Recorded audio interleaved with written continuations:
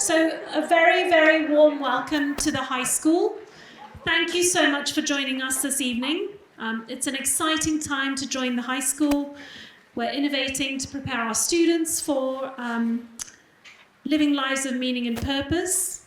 And before we start on our presentation, I just want to share a video with you on life in the high school.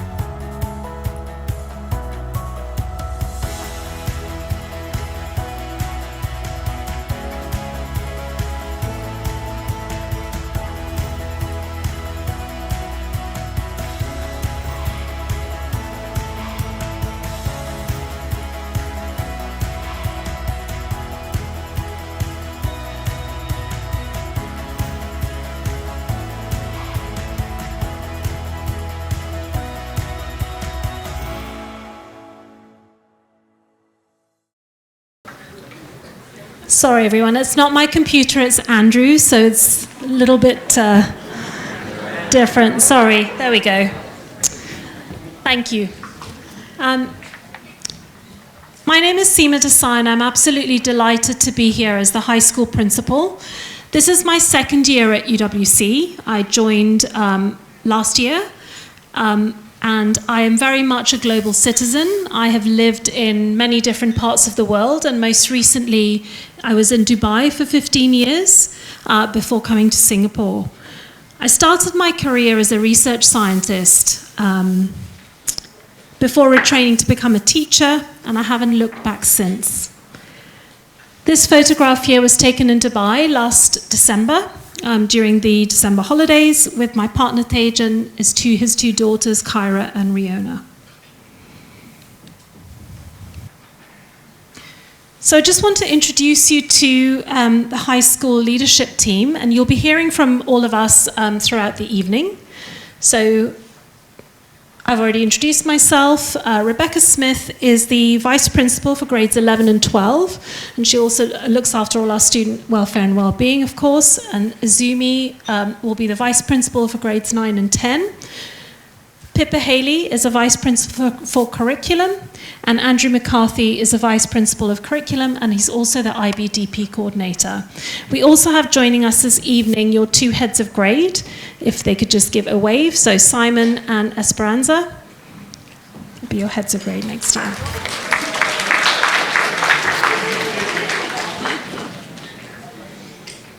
So here are the aims of our session.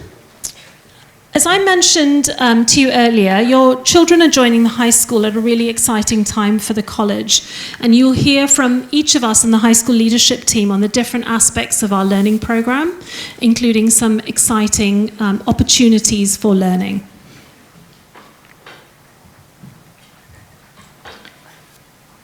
I'm sure you're all aware of our mission and values. We are a community where belonging is important.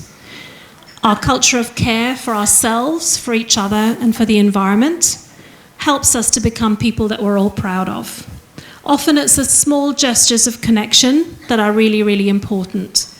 We really trust in our students and believe in their capacity to take charge of their learning, lead initiatives, and to grow through their experience. Before you hear from the rest of the high school leadership team, I wanted to share with you some highlights of high school life, especially in grade 12. For you as grade 8 students, I know this seems like a long way off. However, some of you might remember this from last year. This is what the last day of school looks like for our grade 12 students, where the whole community comes together. And even talking about it now, I get goosebumps. It's a community moment when we celebrate together the achievements and contributions of our graduating class. No student is by themselves. They're all part of a group. friendship groups, service groups, sports teams, whatever it may be. And this picture here shows the Grand Parade, which takes place after the Leavers Assembly on their very last day of school.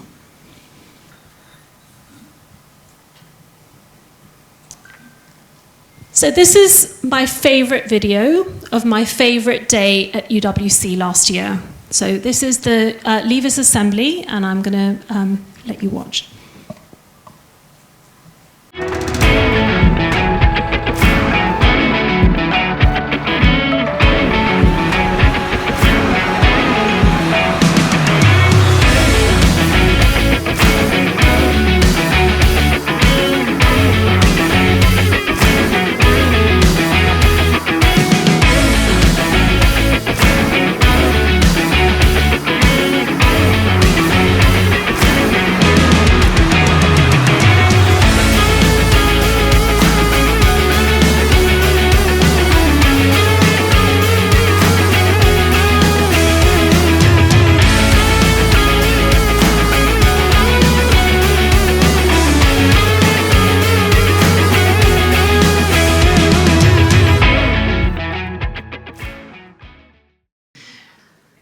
This is extended essay dress-up day. So all our IB diploma students complete an extended essay, and they have the opportunity to be really creative and dress up in a way that represents their extended essay. And tomorrow is our grade 12 extended essay day. So I just wanted to share this with you. It is a really interesting choice of outfits that our students wear. So now you've had a bit of a flavour of some of the really important milestones in the high school, and what I'd like you to do now is just to talk to the person next to you about something that really excites you about high school. So I'm going to give you 2 minutes. It's really nice to know that you had so much to share. The high school is a really exciting place to be, where we also have lots of fun. So I really hope that you're looking forward to joining us next year. Just wanted to share one example of our alumni stories. They're such a powerful message as they share how the mission has shaped their lives. In this example here, Swa talks about it being okay to be uncertain. And as students in grade 8, you should remember that everything doesn't need to be figured out right away, or even on the day that you graduate. Just know that we are all here to guide you. You're now going to hear from the rest of the high school leadership team about our holistic program in the high school. And as students and parents of UWC, I'm sure you're already aware of the different elements.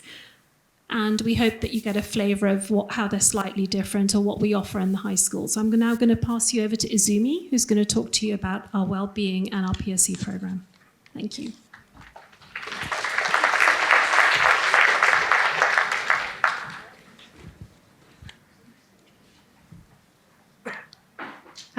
Hi, so I'm Izumi, and I'll be your vice principal next year. So well-being is an important part of your experience in high school. And while UwcsEA has a reputation for academic excellence, we don't really want to focus our journey just on getting good grades or getting into the top universities. But we really want to provide experiences so that you are able to undergo holistic growth in your mind, in your body, in your heart, so that you can learn to thrive through the ups and downs that we experience as humans. So just as in middle school, well-being at high school is underlined by our well-being principles, as you see here, which consist of feeling connected, autonomous, and competent. You may already be aware of these, but I'll just go through what they are. So we really wish for our students to be connected. This is about each student feeling known by others, heard by others, and cared for by others.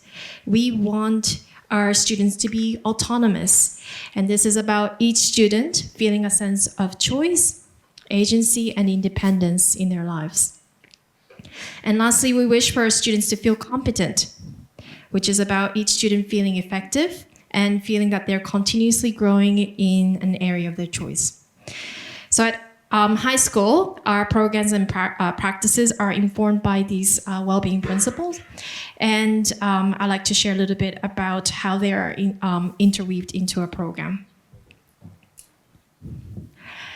So we have, so one of the ways in which we support students' well-being is through our personal and social education program.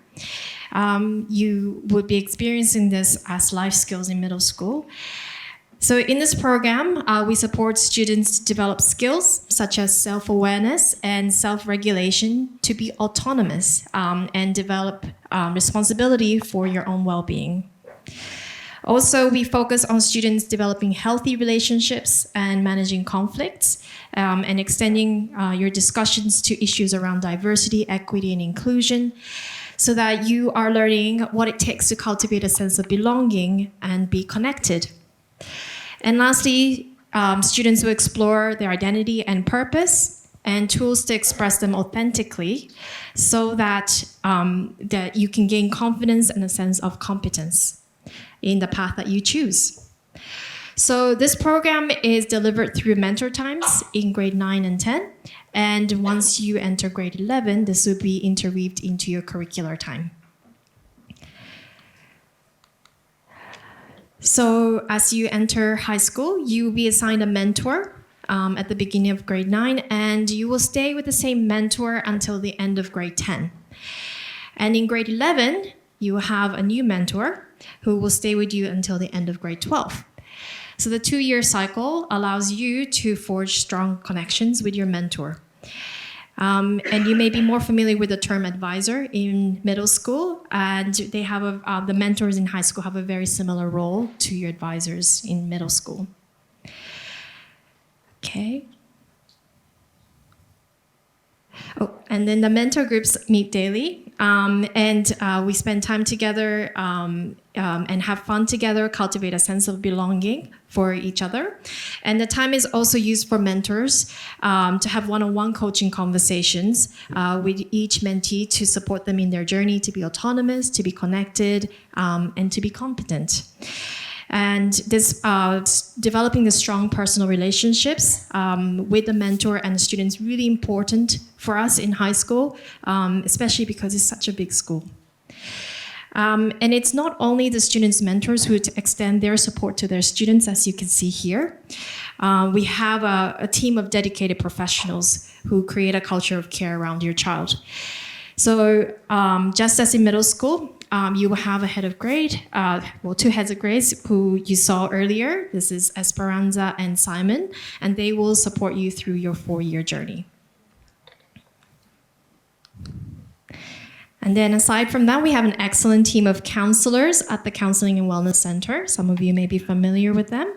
And this support network further extends to the learning support team and university and career advising team and the nursing team, and of course, your peers.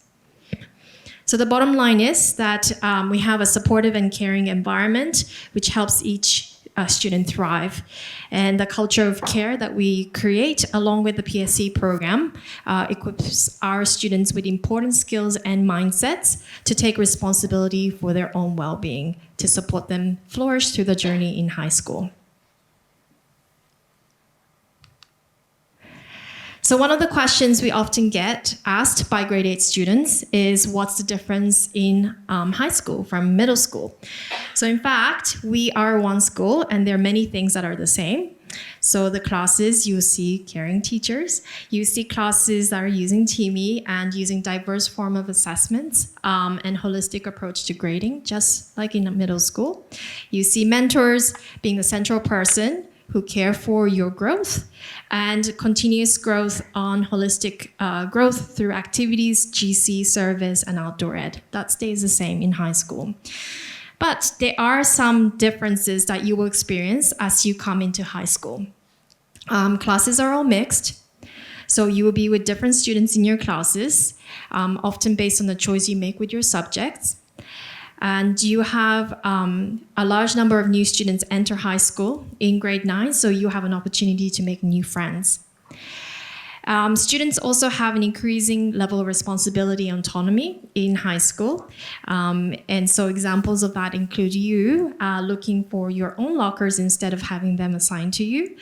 You initiating your own activities and clubs of your choosing, and also being able to choose your outdoor ed trips.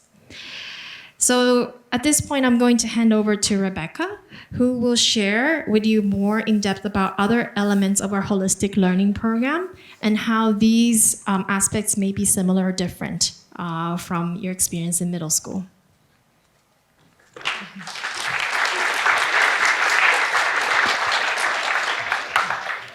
Okay. All right. Thank you so much, Izumi. Yeah, so my name is Rebecca Smith, and I'm the Vice Principal for grades 11 and 12 here in the high school. And I'm going to focus on these three elements from our holistic learning program tonight. So the first one that I want to talk about is outdoor education. And many of you in this room and students will have already experienced outdoor education here at UWC. Can I just get a show of hands if you've been on a trip here with us before, outdoor ed trip? Yes. Fantastic. Okay, so that's an excellent. And just out of it, while I have you, who here has been on their grade 1 sleepover? So that far back? Ah, nice. So many of you have been here for quite a long time. Very good. So you'll be well versed in the outdoor education program.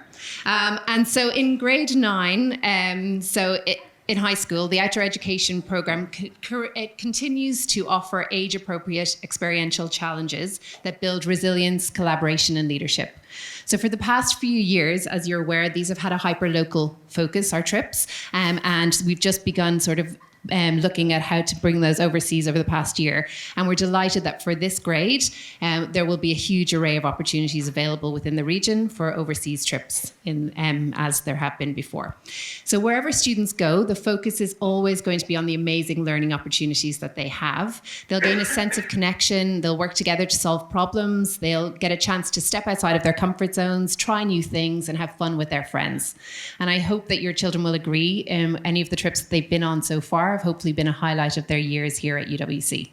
I know that my son is very much looking forward to it and actually won't stop talking about his grade 1 sleepover. He's in grade 1 this year.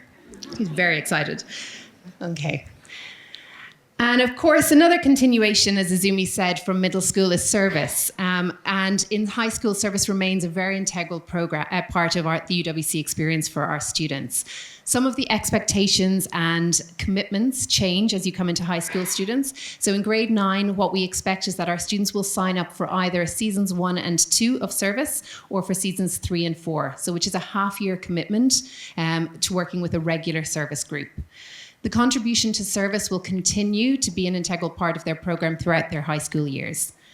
I think the important thing to say about service is that it's a chance for our students to really put their learning into practice. It's an opportunity for them to inquire very deeply and to reflect on the concepts that are articulated through our service learning curriculum. It allows our students to focus on how they would like to gain sustained and intentional practice towards our mission competencies. So these are a focus on things like essential literacy to support problem solving, both on a global and a local scale, peace building, sustainable development engagement, and also very importantly, building a sense of well-being in ourselves and others through our engagement with others. And service can take place, just like in middle school, it can take place on many different levels, one of which is on a global level. And that's through our Global Concerns program. Again, hands up if you've been involved with a Global Concerns so far. Okay, so many of you will be very, very familiar with this. High school is a great opportunity to just take on more leadership, more ownership in the Global Concerns that you're already connected to, or perhaps join new Global Concerns. It's also a great way to connect with students in other different grade levels. The other thing we focus on, of course, is local service. And this really allows students to connect to our environment and also to connect with our community here in Singapore. And whatever the local service is that students choose in grade 9, it'll be a great opportunity for them to connect with people they might not normally interact with and to develop a sense of self as they do so. We also, of course, have a huge range of college opportunities within service as well. So everything from our string mentors who work to support younger students learning music. Some of our students get involved as sports coaches. And we also have a fabulous group of students who act as peer ambassadors, supporting our mental health initiatives around the community. And the final area of the learning program that I'm going to discuss tonight is around activities. In high school, as you can imagine, there is a huge array of opportunities within activities that our students can get involved in. So they can really tap into something that's of interest to them. We really want students to get involved, to find their passions, and to challenge themselves to try new things. That being said, with such a huge array of choices, sometimes students need a little bit of support around what to choose and how not to choose too much. And really balance is a key part of this as well. So it's really important in all areas of our learning program, as students move into high school, that we support them to find that balance and to know kind of what amount of a commitment is appropriate for them. So mentors and teachers will be there to guide them along with making those choices and help them navigate some of those essential skills. As with service and outdoor education, there will be more opportunities for students and activities to take ownership in their activities, to lead, to craft those activities, to start new groups themselves. Many of which, like Dance Show and UN Night, which I'm sure you're aware of, are very much student-led initiatives. Our hope is that as they come into high school, that they'll get involved and that they'll learn to balance their academic commitments, but also with things within the other elements that will help them bring joy to their lives. But before we start to look at that academic program, and Pippa's going to talk to you about that shortly, what I'd like to invite you all to do, I've got this QR code here. If you have any questions, you might want to scan this now about what we've talked about so far in any of our elements of the learning program covered tonight. And also about academics. You can feel free to add those in as we go through. And what we'll do is we'll try to collate some of those themes and address some of the questions towards the end of this evening. If we don't get to your question, don't worry. We'll put together an FAQ document and we'll share that along with the video of tonight, okay? All right, I'll leave that up for a moment and I'm just going to hand over to Pippa Haley, who is going to talk about the academic element in grades 9 and 10.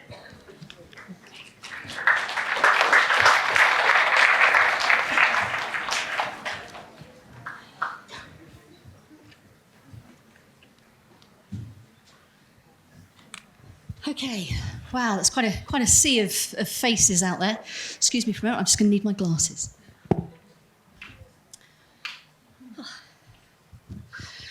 Okay, thank you, Rebecca. For those of you who don't already know me, I'm Pippa Haley and I'm one of the Vice Principal's curriculum for the high school. And this evening, both Andrew and I are going to talk you through a few key elements of the academic learning programme.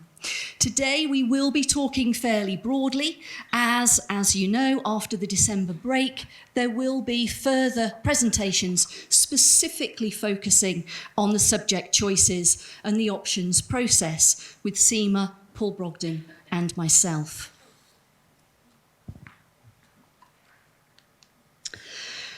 Okay, we are very aware that whilst the move from middle school to high school is in many ways an exciting change, it can also seem a little daunting. Whilst our students may be pleased that they'll now be blue shirts, as parents you may wonder how your child will deal with the transition and whether it's a step that they're not only ready for, but they'll really thrive in making. It's a very natural worry, but although it's a step up, it's one that they will be ready for, and most importantly, that they will be supported with. For many students, it provides a challenge that they delight in. In high school, students will be studying subjects in greater depth than ever before. This really challenges their intellectual curiosity, and it's where many students find their love for certain subjects. They'll be taught by specialist teachers with a real passion for the courses that they are both developing and delivering, and who have enormous expertise in supporting students through grades 9 and 10 and in preparing them for the learning programme in grades 11 and 12. Students will gradually develop their skills and their levels of competence. They'll do so gradually, and over time they'll have more independence and autonomy. Of course, the first step towards that independence will be in making their first options choices for grades 9 and 10. Before I start, can I just ask for a show of hands, how many parents here have already had a child who's gone through high school?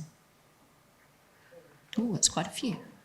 And how many of you currently have a child who's in grade 9 and 10? Okay, that's a few. For those of you who've been through this process before, much of it will seem familiar, which is great. We hope that familiar is reassuring. For those of you who will be new to high school, this evening marks the first steps in that journey. I've included this slide from one of our first grade 9 coffee mornings earlier in this year, as it's a really good place to start. In the past, our students, as they reached high school and put on their blue shirts for the first time, there was always a feeling that it becomes all about exams. And of course, that comes largely from the focus on IGCSEs and their associated external examinations. And it's certainly not the reality. As you've seen, the academic learning programme is only one of the 5 elements of the holistic learning programme, and it really is, as it should be, all about the learning. We're delighted that this focus on the learning journey of students forms one of the key commitments of the college's new strategic priorities document that was developed with input from our whole community. And of course, it's a journey that all of our students will experience differently. So this evening I'd like to take the opportunity to talk a little about the exciting developments that are currently taking place within our learning programme for grades 9 and 10, to share a little about the journey that we're on, what we're doing, how we're doing it, and most importantly, what it will mean for your child next year.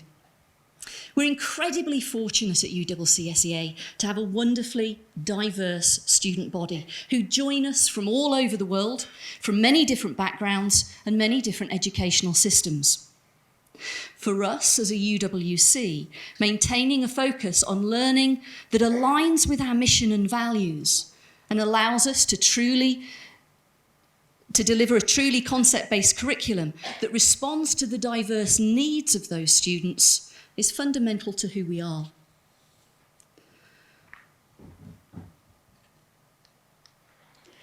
Now, I'm sure, as current parents, you will have seen our guiding statements many times. They highlight everything that's important to us as a Uwcsea. Our curriculum is constructed around concepts and delivered through concept-based pedagogies, with the aim of allowing students to deepen their understanding and have the skills to transfer and apply that understanding in new and often unfamiliar contexts. We know that the skills and attributes needed to thrive in today's ever-changing environment are very different to those that were valued certainly when I was at school. The ability to be flexible, think critically, problem solve, and collaborate with others are more important than ever. To that end, we are developing Uwcsea courses in line with our mission, values, and our written concept-based curriculum, with the aim of giving our students more choice in grades 9 and 10.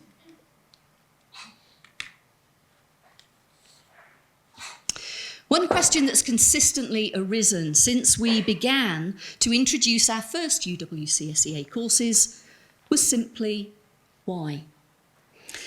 The IGCSE programme that Uwcsea has traditionally run has worked perfectly well.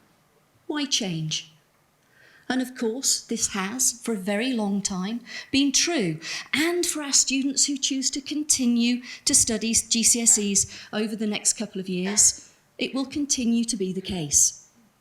However, the world in which we live and the educational landscape is changing, and this raises some challenges and some challenging questions for us as to how best to prepare our students to meet those challenges.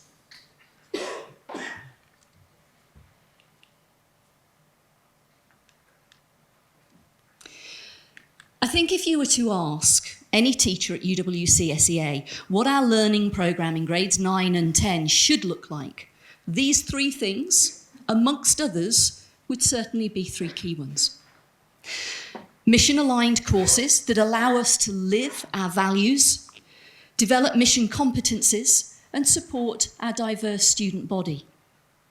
A concept-based curriculum that's deliberately designed to encourage a deep understanding of concepts through inquiry, and to be able to apply and transfer that understanding to real-life relevant situations. A concept-based curriculum that is delivered through approaches that support collaboration, problem-solving, and critical thinking.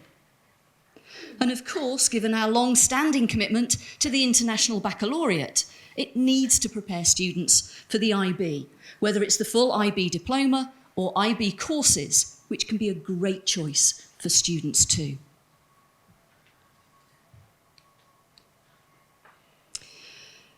The reality, however, is that our current model poses us a few challenges. The IGCSEs follow a fixed curriculum that doesn't always resonate with our diverse student body and are only infrequently reviewed and updated. This fixed content doesn't allow us to really explore current world events and contexts that our students may find more engaging and relevant. They're simply not flexible in that way. The IGCSEs are largely written to prepare students for A-levels within the UK, and they've not been developed to be conceptual or to promote transfer between disciplines. Indeed, the discipline focus of IGCSEs makes it harder to build in project-based learning and interdisciplinary work. As we prepare for the IB, we see challenges too, as the IBO itself is and has been for some time moving to a much more conceptual approach in its courses, and we need to prepare students for this. We've known for some time that the highly exam-based approach of IGCSEs mean we lose an inordinate amount of teaching time in term 3 of grade 10. But those exams don't always reflect the breadth of IB assessments that we need to prepare students for.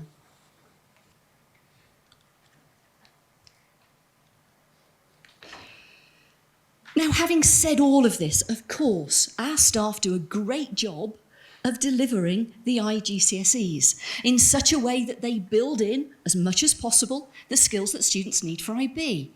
They weave in relevant current examples wherever possible. But the way the IGCSEs are structured makes this a genuine challenge to do in a meaningful way that we would wish. By developing our own courses, we have so much more scope to intentionally and deliberately build into the programme the skills, understanding and competencies that we know will set our students up for success. We are not alone in our desire to develop our own mission-aligned courses that allow students to demonstrate their learning in more meaningful ways than examinations alone. One recent high-profile school within the UK that is also dropping IGCSEs is a school that many of you may have heard of, which is Latimer School, and Bedales is already offering its own qualifications too.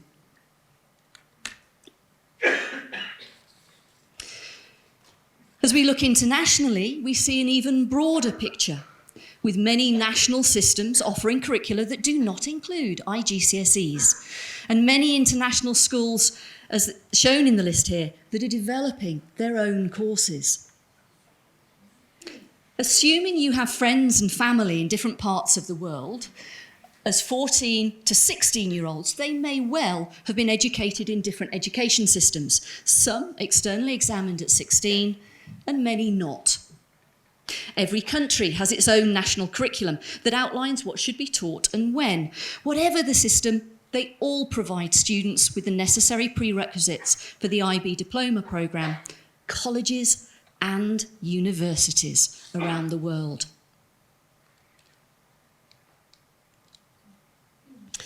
So I hope that gives a little insight into some of the reasons that we are taking the journey that we are. Having spoken a little about the why, I'd like to take a few moments to talk about the how this is being accomplished. Our Our journey, in fact, began before 2020 with a number of our first languages. This was in response to the IGCSE exam boards withdrawing these first language syllabi, so they were no longer available in Singapore. As a UWC, we've a strong commitment to supporting our students in maintaining their home language, and so we took the opportunity to develop our first mission-aligned courses without IGCSE examinations. English, also as our language of instruction, took the opportunity to build on the experiences and success of their Foundation IB course, to capitalise on the opportunity and to make a move away from the restrictive IGCSE English literature syllabus.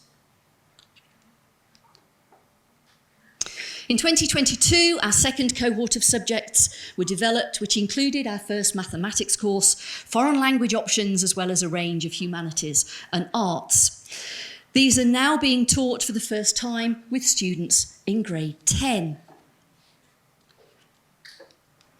Last year, we developed 2 new science courses, our remaining languages and arts, which meant that for students interested in those subjects, they could, for the first time, opt for a full Uwcsea programme that continues until the end of grade 10.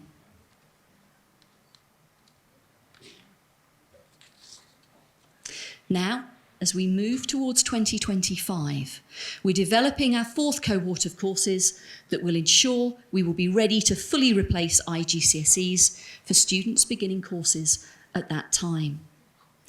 Now, I know when parents look at a programme of development that involves developing courses in 1 year and teaching them the next, it can make them a little anxious. Will the courses be ready? Do teachers have time to do this work? Are the resources available to put all of this in place? And these are very good questions to ask. They're certainly the questions that we needed to ask ourselves and to ensure that we had an answer to before moving ahead. The first thing that I would say is that teachers are involved in course review and development every time a syllabus is changed or updated. It is a familiar activity to them. Of course, syllabi don't change that frequently, and on this scale, such change needs to be carefully planned. We're incredibly fortunate as a large college to have considerable expertise in this area, and our course developers are supported through this process by our Director of Curriculum Research and Development. And we're also fully supported by the Board of Governors, ensuring that the course developers have the resources they need. So to share how we're doing on our journey, currently when we look at the balance of students choosing to follow either our IGCSE pathway or our UWCSEA combination pathway, the majority of families have opted to take our UWCSEA combination pathway. Whilst the combination of IGCSEs and UWCs is variable for every individual child, a significant percentage of our students are now studying more UWCSEA courses than the old IGCSEs. What this means is that we're very much in a period of transition from all IGCSEs some years ago, moving rapidly towards all UWCSEA courses in 2025. Of course, exactly what that balance will look like this year is yet to be determined.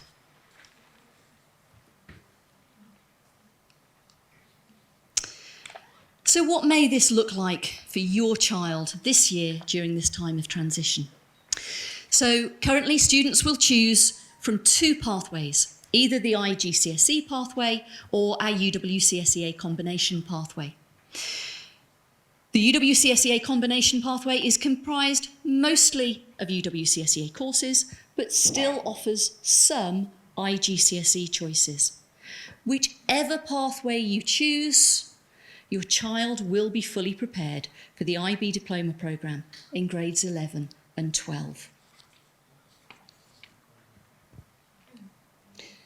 So this year, as last year, there will be 2 options forms, and you will decide which pathway you wish to follow and which form you wish to submit.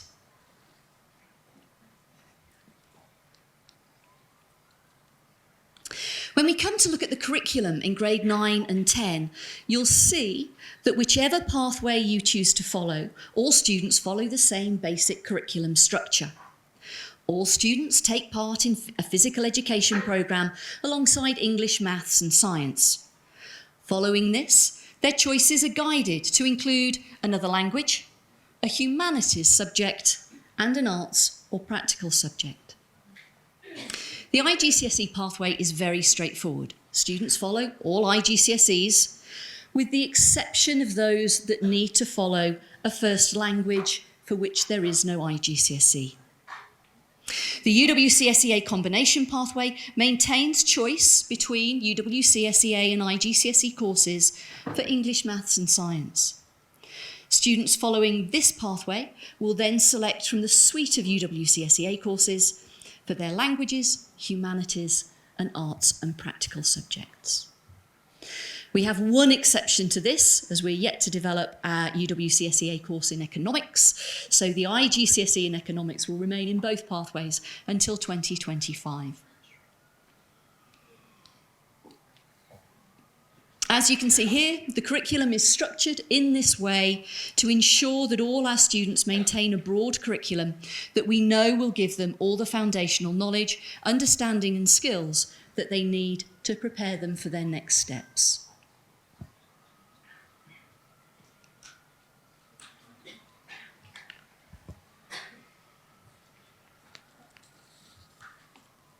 So both programmes will appear identical on students' transcripts, and for students on both pathways, the expectation to be fully involved in all 5 elements of the learning programme remains. Most importantly, all of these 2-year courses will prepare students for the full IB diploma in grades 11 and 12. Now, one of the most common questions that we get asked is, how do universities view these changes? Do they recognise and accept these courses? Have we asked universities these questions? And of course, yes, we have. Our university advising team have great connections with the admission staff from some of the top universities around the world. And as part of our research into our curriculum development, we reached out to many universities, all of whom responded with reassuring messages. I've included a few here. I could easily have included more. The key points that they stress are that it's the students' IB results and their student statements that make the difference in university applications, and that IGCSEs are not a necessary requirement. Now, clearly, where students do IGCSEs, doing well in them, will be something that universities look for. Just as if they follow a UWCSEA course, doing well in that course will be something that universities look for. But they do not need that course to be an IGCSE. So I hope that gives some insight into the new developments taking place in our grade 9-10 learning programme. The options process begins in earnest after the December break, when we'll be giving more information and guidance about the subject selection process. However, from December the 22nd, which is the final day of this term, our subject selection site for students moving from grade 8 into grade 9 will be available, and that will have further information about all of the courses on offer. We don't have a physical paper copy, but it's all on the website. So the UWCSEA subject selection site is our one-stop shop for all information about all the UWCSEA and IGCSE courses on offer. This presentation will also be available there, as will all further information as it becomes available. Now, we know that throughout this process, there will be many questions. Immediately after the December break, Seema, Paul and I will be hosting a face-to-face information evening that focuses more on the subject choices available and the questions that you may wish to consider when making your choices. Paul will also give further guidance about how to complete the options forms. This will be accompanied by our subject fair. We are returning to our face-to-face subject fair when parents and students will be able to talk to course developers, teachers and students to get their first-hand insights. We'll do our best at that time to answer any questions arising, and we'll also have a follow-up question and answer webinar on the 17th of January to ensure that you have all the information that you need to make your choices. I think I'm about to hand over to Andrew. Maybe take a moment for a quick stretch. On this long day, lots of you have been at school all day and had sort of basketball practice and have come this evening. So we have a quick stretch and I will find my clicker. I think my son is in grade 7, so next year he will be in the crowd, and I think for me that's a moment I'm just sort of wondering where the years have gone. I think for you as a parent it might seem odd to start thinking about grade 11 and 12, the final bit of high school, but I thought sort of 5 or 6 minutes just give you a snapshot about what that last 2 years of school looks like in terms of curriculum. Because there's a couple of things you can think about in terms of sort of subjects and selections now in terms of the final 2 years. The IB diploma is a curriculum that, and it's a course that we've offered since 1977. So we have been at the very sort of forefront of the IB for many, many years. Now there are 5,000 schools globally which offer like an IB diploma. And it's like a premier qualification. It's a qualification that's recognised by sort of every university around the world, and it's a sort of a key part of applying to lots of those universities. Grade 11 itself, I think just a quick thing about sort of looking ahead to grade 11, it's even more a chance, is what Pippa talked about, of this sort of academic specialism. Okay, so we start to kind of really focus in on those passions, looking ahead to university in the future in terms of that. It's also a time where we offer even a wider variety of courses. So as Pippa showed a bit of a screenshot, there are even sort of additional courses that come in at the very end of IB as well that you can choose from. It's a time where you get a little bit more independence. It's a time where you don't have free periods in grades 9 and 10. Once you get to grade 11, you have 3 free blocks in a week, which students use independently to kind of work, study, do homework, and preparing them for university and life after school as well. And it's also a time where students start thinking a lot more about university and what life for them looks like after school. So our grade 11s at the moment are going through that process of thinking about which country they might like to study in and what area they like to specialise. So that's some of the things that shift as you move into the final 2 years of high school. So just a little bit more detail. So the IB diploma is our curriculum. It's how we assess students. Sort of the biggest, it's our academic program across that. So students move in the IB, so in grade 11 you focus down into 6 subjects. And within the 6 you choose 3 of them which become what are called higher level subjects. And for those subjects you see your teacher 3 times a week, okay? So you see them a bit more intensively in terms of that. So if you're thinking of subjects now, you might kind of, you're thinking ahead, what might be those sort of 3 specialisms you might have in the future to do with that? Everything is actually, other than your sort of first language, everything is open. So I'll kind of talk about that a few times. So any subject choice now doesn't kind of close a door for you in terms of the IB. Everything is kind of open entry to do with that as well.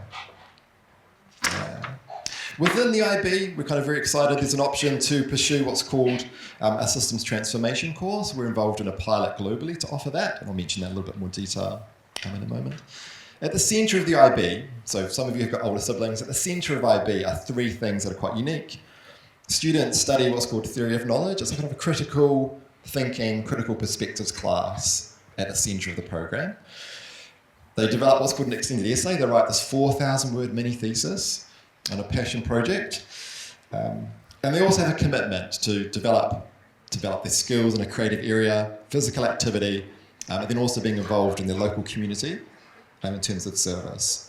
So the things that Pippa talked about, so in grade 9 and 10, you'll start to do more extended pieces of research. So some of the work you do in grade 8 now, sort of like food on the move, looking at sustainable cities, you get a chance to kind of take those ideas into a lot more depth. And then eventually writing sort of mini pieces of research in grade 11 and 12. So the IB is structured in these areas. So the groups kind of look a little bit like this. You choose, you have to choose from groups 1 to 5. And then you've got a bit of flexibility to sort of double up in IB. So some students will double up, will do 2 subjects from the science groups, or might do 2 from humanities, or they might choose arts as well. So arts is the one that does become optional when you get to the IB. And there's a really nice connection through. So you can see, so our science program in grade 9 and 10 will develop the foundational skills that will allow you to really succeed and flourish across all of those sciences in the IB. Mathematics kind of splits a lot, so there's a lot more sort of maths options available in IB as well. That's sort of an overview of the subjects to do with that.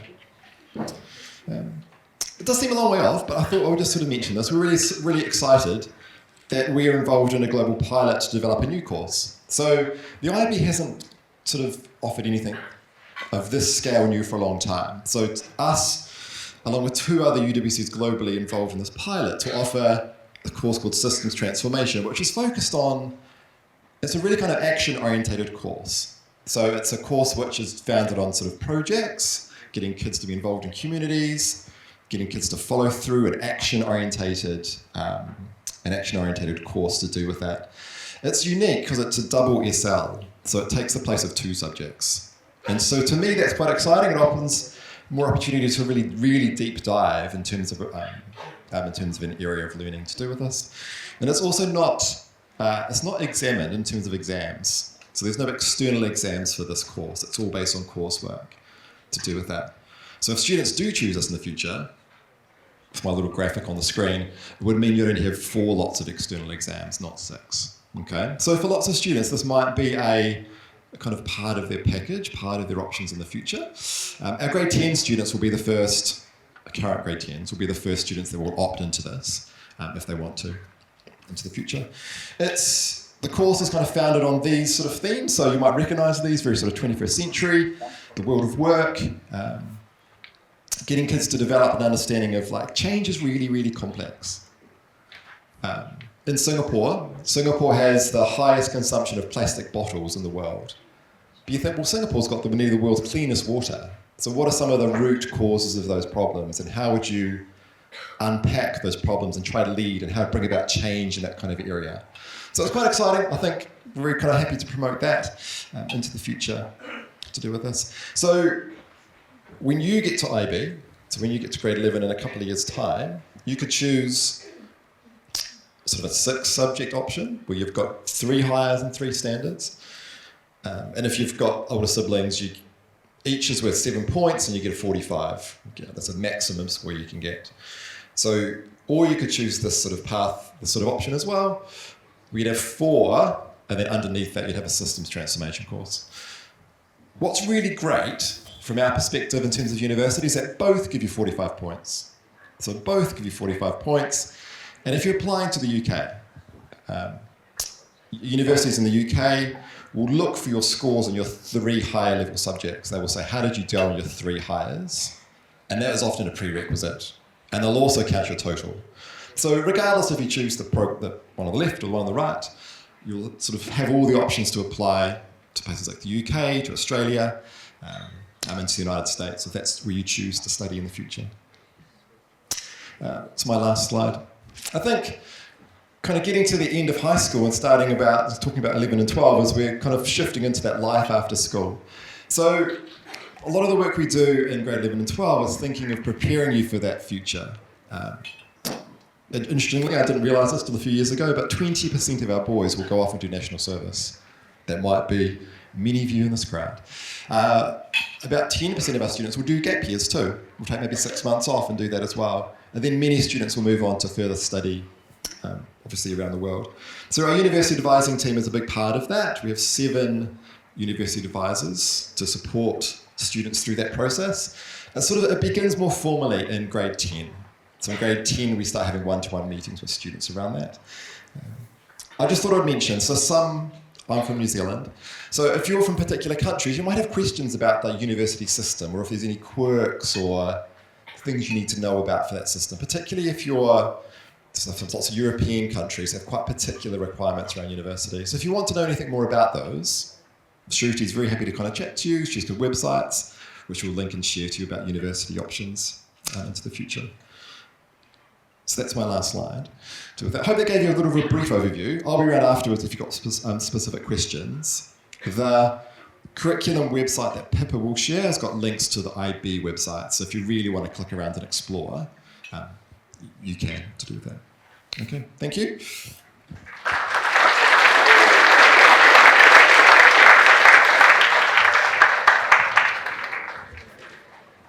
Thank you, everybody, for sitting so patiently and listening to all this information around what it means to join the high school. I hope that it's given you a really nice broad view of some of the things you can expect, and also started you thinking about some of the choices and the options that you might be taking into grade 9. So we've collected some of the questions that you have all submitted. So we're just going to answer a few of those for the rest of for another around 10 minutes or so. And then what we'll do is we'll collate all the rest of the questions and put them into an FAQ. And then, as Pippa mentioned, there'll also be other opportunities for you to ask us questions. Okay, so I'm just going to pass over. I think, Andrew, you've got one around systems transformation, so I'll just pass over. I'm back very quickly. The question was, so programs get better over time. So an example of this was just around that systems transformation course. And I guess how do we, as a school, evaluate whether that program is effective, right? So how do we go about doing that? I think we're kind of very fortunate to be one of the 3 schools that are working in collaboration with the IBO to develop a new course. So we have meetings, the last month, having meetings with their curriculum experts and their assessment team around how to design a new course. So we're working in conjunction with them, which I think is really exciting. We will have 6 years to develop a course, and then in 2030 the IB will offer it globally to other schools as well. So it'll become part of the IB's programs in 2030. I think for me, my sons will be here in 2030. I hope it's a course where it allows them to really practically engage with some of those issues that, are kind of in society, I think, really kind of get hands-on chance to do that. They can have, students can have that theoretical of their other higher level subjects, but it could be that space where they really get to engage in a different way. And to me, that's quite exciting, I hope, in the future to do with that. Okay, I'll pass on to, I think Uzumi's next really couple of. Okay, I have a question around service involvement in high school. So in high school, in grade 9 and 10 altogether, students are required to participate in 2 seasons of service, and this can be either locally based service or college-based service. Okay, in grade 11, we expect that the students participate in a whole year of service, and many of them participate in a leadership capacity in these services. In grade 12, it's by choice, and you can choose whether or not to participate. But we do have plenty of students in grade 12 who participate and lead sessions. The peace builders that Rebecca and I lead, we have many G12 students who are leading those sessions. So those are the expectations for service involvement.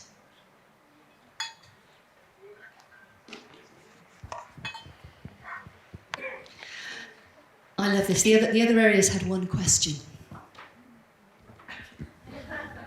I have a few, so I'm going to stand up here. Okay. The first question that came through, what kind of training are teachers getting for the Uwcsea curriculum? And who teaches them?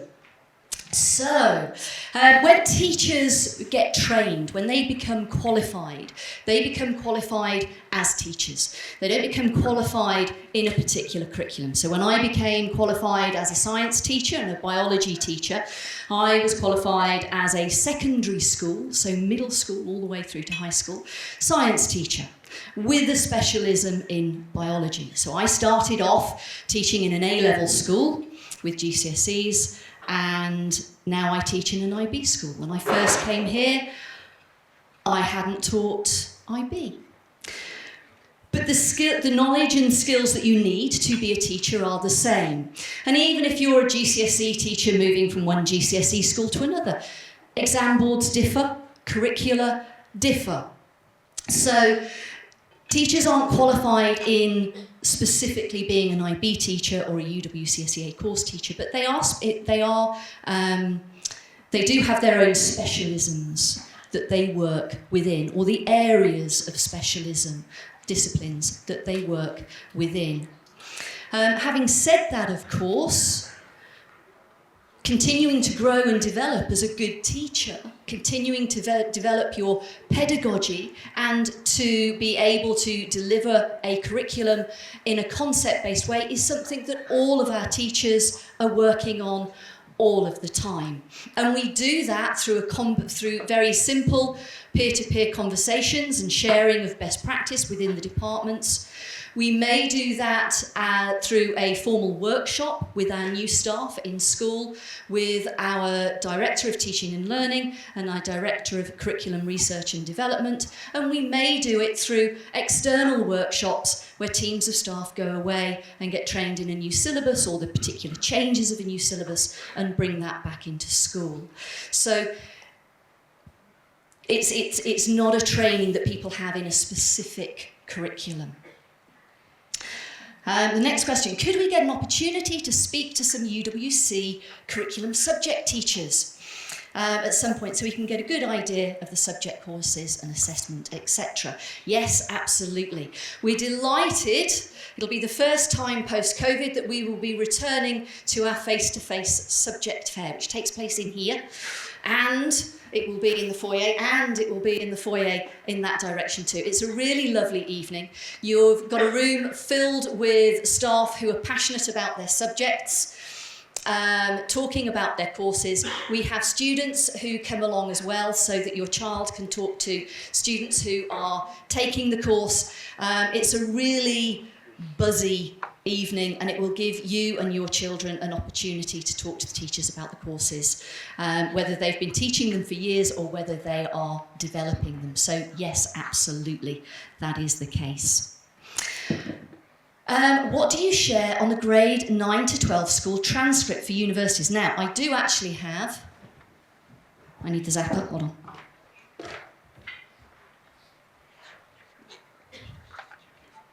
We get a lot of questions about transcripts. So here's one I prepared earlier. So what do transcripts show? How are they different for IGCSE and UWC SEA pathways? They're identical.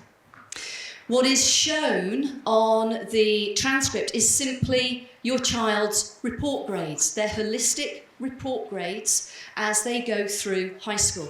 So they get 2 grades in grade 9, 2 grades in grade 10, 2 in 11 and 2 in grade 12. What causes some anxiety for parents is what's not shown on transcripts. People worry that it's going to show the results of individual assessments. It doesn't. People worry that it's going to show mock results. It doesn't. People worry that it's going to show anticipated grades. It doesn't. What the transcript shows is the report grades for your child, and they get 2 each year as they go through high school. Okay, now those holistic report grades are based on our high school 1 to 7 scale, where 7 is the highest. One of the other questions, I think, was what rubric do we use to assess the UWC SEA courses? Well, of course, for every individual assessment, there's an individual rubric. But overall, this is the rubric that we use throughout high school. This is what we use to give holistic report grades. It's our 1 to 7 scale. It's exactly the same scale as is used by the IBO, a 1 to 7 number grade that the students get.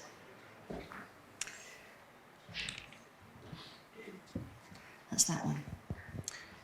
Do we have a document that outlines a list of topics and mode of assessment in the UWC SEA courses? So the place where all of the information about the courses is housed is the subject selection website that'll be available to you at the end of the term. Okay, so that's ready for the Christmas holiday, so you can have a little peruse, a little stroll through at your leisure. All of that information will be there on that website. We don't have a paper copy. We used to produce hundreds of them, and they used to get lost at the bottom of school bags and never see the light of day. We've stopped doing that. It's all on the website. A smaller question. How many students are in a class for both IGCSEs and GCSEs and the UWC curriculum? Maximum class size for both is the same. In grades 9 and 10, the maximum class size is 24, and for the IB, it's 18. But that's the same for both IGCSE and UWC SEA courses. Oh, this question's an interesting one. Can the school assure us that the full range of IGCSEs and GCSEs are still available to students who wish to opt for these? Yes, they are this year. No, they will not be next year. As you know, from August 2025, we will no longer be offering the IGCSEs. This year is the final year that we will have an IGCSE pathway alongside the UWC SEA curriculum pathway.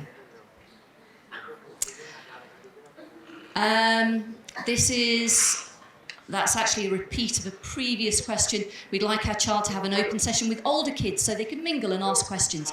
That will happen at the subject fair.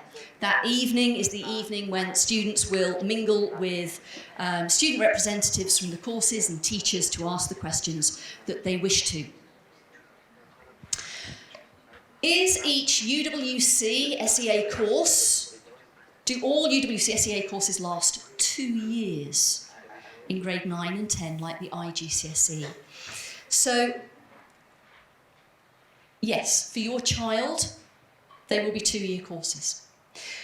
It's interesting that we have designed all of the courses to be 1-year courses.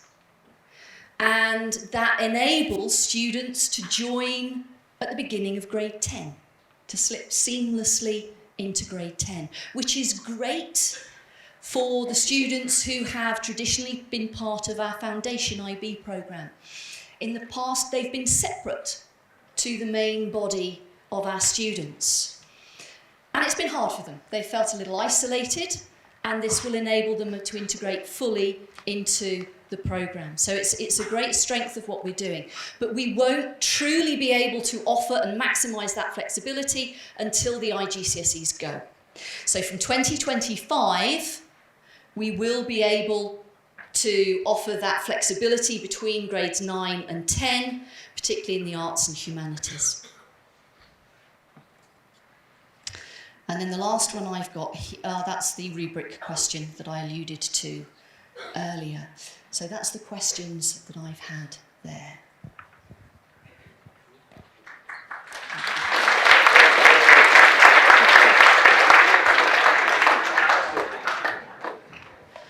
Thank you, everybody. It just remains really for me to say thank you. I know it was a lot of information to take in. We really, really appreciate you being here. And we very much look forward to seeing you at all the other events through the rest of the year. And I know that grade 8 have had a really long day. So thank you very much. Thanks.